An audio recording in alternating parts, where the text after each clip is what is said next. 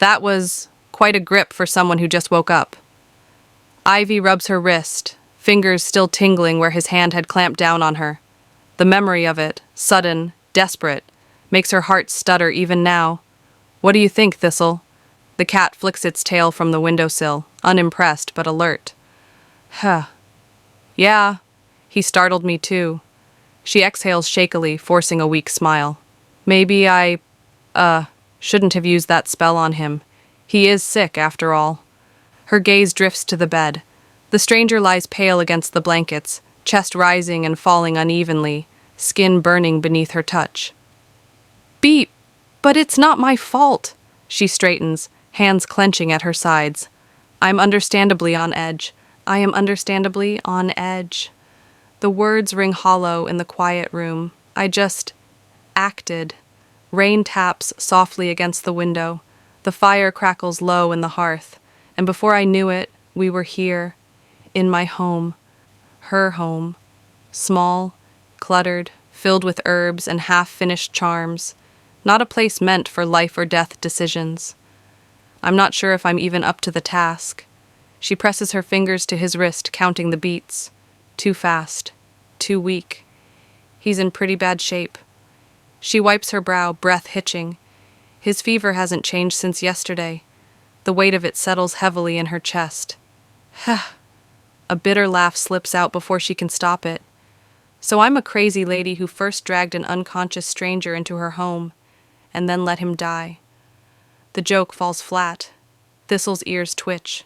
The fire pops softly, and Ivy stands there, caught between fear and resolve, knowing that whatever happens next, it will be because of her. Oof, what a lion. Brahm blinks against the dim light, the world slow to return to him. The bed is softer than he expects, the air warm and scented faintly with herbs and smoke.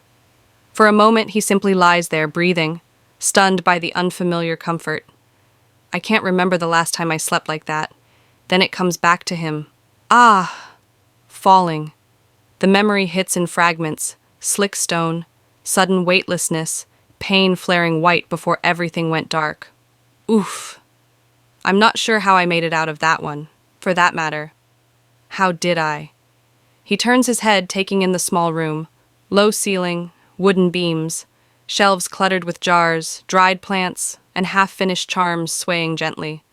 A witch's home. This house. I wonder if... Could I have been so fortunate? A soft sound draws his attention. Oh, hello there. A cat sits nearby, watching him with sharp, assessing eyes. I don't suppose your mum's around. He offers a tentative hand. Here, sniff us then. See if I'm trustworthy. The cat leans forward, sniffing, then flicks its tail. Heh. All right then, we'll make friends later. A chill creeps in as the blankets shift. For me? So cold. A voice sounds from behind him. Can I help you with that? Good heavens, lass, I didn't mean... Ah! Please don't get up. I didn't mean to be gone so long. He tries to sit up, immediately regretting it as pain flares through his ribs. Shiver. I just had to find a mushroom for your salve. She hovers anxiously, hands fluttering, hair damp from the cold air outside. You must be in pain.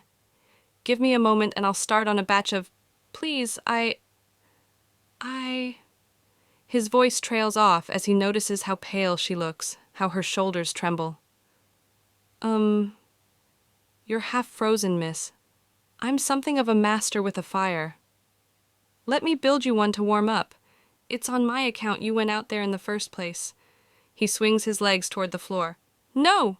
Her voice is sharp with fear. You are sick and have broken bones, for goodness sake. Get back in bed and rest. Ivy, please, I can't just... She steps closer, eyes fierce, despite the worry etched across her face. Brahm, you were in bad shape when I found you.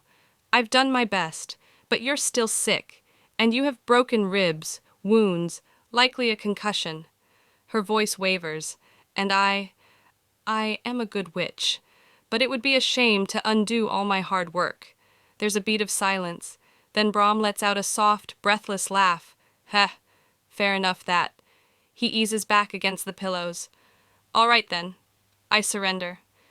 She exhales in relief. And Ivy? Yes? Thank you. Her cheeks warm and she looks away. Oh, of course. The fire crackles softly as the room settles again.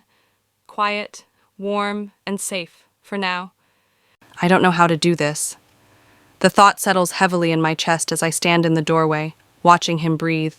Slow, uneven, but steady.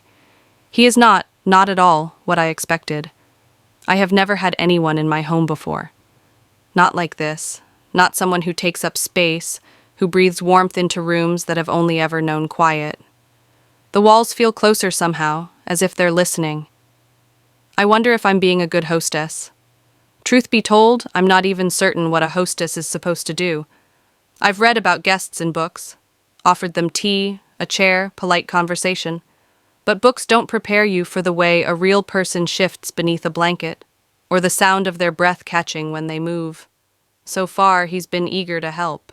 Too eager. Can I help you with that? He says it every time I stand, every time I reach for something just out of arm's length. Considerate, thoughtful, almost to his own detriment. I'm just fetching you some water, I tell him, sharper than I mean to. Outside, the wind howls, snow claws at the windows. In a blizzard, I can't help but wonder what he thinks of me. The thought slips in before I can stop it, unwelcome and persistent. Why should I care? And yet, I do. Maybe it's because he hasn't treated me like an enemy. He doesn't flinch when I move too close. He doesn't watch my hands for spells. When he looks at me, it's steady, open, like he expects kindness, not danger. I clear my throat. This is some medical tea, I say, holding out the cup. It should help with your fever. Oh, thank you, Ivy. He drinks it, just drinks it. He doesn't ask what's in it, doesn't joke about poison, doesn't hesitate.